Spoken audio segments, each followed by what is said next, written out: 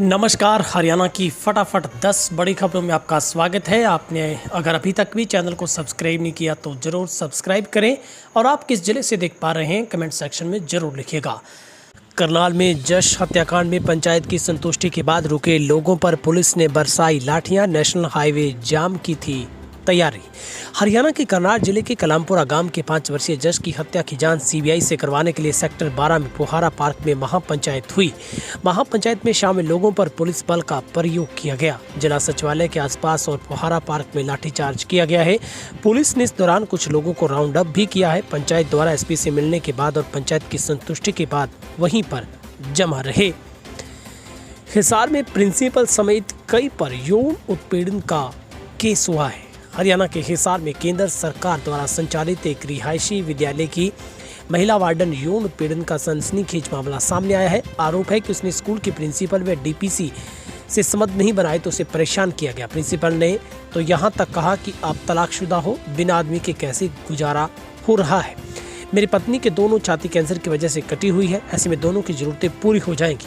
महिला थाना पुलिस ने स्कूल प्रिंसिपल सज्जन सिंह व डीपीसी ज्ञान सिंह समेत कई पर केस दर्ज किया है। हिसार में 150 एकड़ में खड़ी गेहूं की फसल में लगी आग। नियाना मिर्जापुर के खेतों में शॉर्ट सर्किट से जली फसल। हरियाणा के हिसार के गांव नियाना और मिर्जापुर के खेतों में खड़े गेहूं में गुरुवार देर शाम को भयानक आग लग गई। सूचना के बाद मौके पर पहुंची फायर ब्रिगेड की गाड़ियों ने आग पर काबू पाया। आग ने करीब 150 एकड़ में खड़ी फसल को चपेट में लिया। किसानों में हाहाकार मचा हुआ है। बताया गया है कि हिसार के सीमावर्ती गांव नियाना और मिर्जापुर के खेतों में देर रात को शाम को बिजली की तारों से हुई शॉर्ट सर्किट के बाद उठी चिंगारी ने किसानों के अरमानों पर पानी फेर दिया। खाद्य पूर्ति विभाग का इंस्पेक्टर गिरफ्तार हुआ है। 110 लोगों के फर्जी बीपीएल राशन कार्ड बना बाजार में राशन बेचने का आरोप। करनाल सेक्टर 32-33 थाना पुलिस ने खाद्य व आपूर्ति विभाग के इंस्पेक्टर देवेंद्र मान को गिरफ्तार कर लिया है। आरोपी को कोर्ट में पेश कर 2 दिन के रिमांड पर लिया गया है। खाद्य व आपूर्ति विभाग के इंस्पेक्टर पर आरोप है कि उसने फर्जी तरीके से बीपीएल कार्ड बनाए थे। गरीब लोगों का राशन मार्केट में बेचकर मुनाफा कमाते थे। इंस्पेक्टर देवेंद्र मान के साथ मिलकर 5 आरोपियों ने 110 फर्जी बीपीएल कार्ड बनाए थे। हरियाणा के कई जिलों में हल्की बारिश के साथ तेज आंधी चली है। पश्चिमी विक्षोभ के चलते बृहस्पतिवार को हरियाणा के कई जिलों में दिन भर बादल छाए रहे। सायं के वक्त हल्की बूंदाबांदी हुई है, जिससे तापमान में गिरावट आने से लोगों को भीषण गर्मी से राहत मिली है। 3 दिनों से सक्रिय पश्चिमी विक्षोभ का असर शुक्रवार को समाप्त हो जाएगा। इसके बाद लोगों को फिर से भीषण गर्मी का सामना करना पड़ेगा। मौसम विभाग की माने तो मौसम प्रणाली पश्चिमी विक्षोभ का असर हरियाणा, एनसीआर, दिल्ली से पूर्ण रूप से हट जाएगा। पिछले 2-3 दिनों से मौसम प्रणाली के चलते संपूर्ण इलाके में चक्रवातीय सर्कुलेशन बनने की वजह से हवाओं की दिशा दक्षिणी पूर्वी रही और 25 से 30 किलोमीटर प्रति घंटे की रफ्तार से हवाएं चली। जस हत्याकांड में चाची के बाद ताई और दादी को गिरफ्तार किया गया है। सीबीआई जांच की मांग को लेकर ग्रामीणों का प्रदर्शन हुआ है। करनाल के गांव कमालपुर उड़ान के रहने वाले 4 साल के जशन की बेदर्दी से हत्या के मामले में पुलिस ने जश की चाची के बाद 2 और महिलाओं को गिरफ्तार किया है। इनमें से एक जश की ताई राजेश की पत्नी धनवंती और दूसरी राजेश की मां सौरनदे है।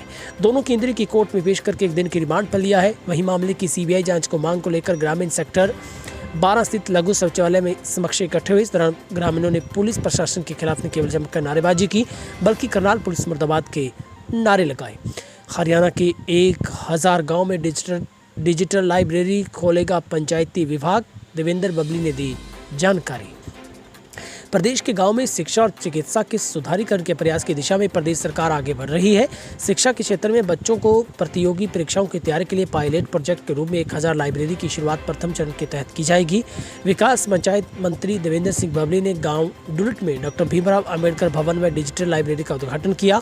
उन्होंने गाँव मियोंद खुर्द में जिम व गाँव लोहा खेड़ा में डिजिटल लाइब्रेरी का शुभारंभ किया। इस अवसर पर कैबिनेट मंत्री ने बाबा साहब अंबेडकर की प्रतिमा पर पुष्प अर्पित किए हैं। पशुपालकों को बंधक बनाकर 20 भेड़ बकरियां छीन ले गए बदमाश। बहादुरगढ़ इलाके में छीना झपटी के मामले लगातार बढ़ रहे हैं। अब तक तो रुपए, मोबाइल और वाहन आदि छीनने के मामले हो रहे थे, लेकिन बदमाशों ने पशु भी छीनने शुरू कर दिए हैं। ताज़ा ही मामला बादली थाना क्षेत्र के दरियापुर गांव का है। यहाँ गाड़ी में सवार होकर आए बदमाश पशुपालकों से मारपीट कर उनकी भेड़ बकरियां लेकर फरार हो गए। हरियाणा में बिजली संकट, विपक्ष ने रंजीत चौटाला को घेरा। आपने कहा, मंत्री जी अब कहां चला गया आपका अनुभव। हरियाणा में चल रहे बिजली संकट पर आम आदमी पार्टी को बिजली मंत्री रंजीत सिंह को घेरने का मौका मिल गया।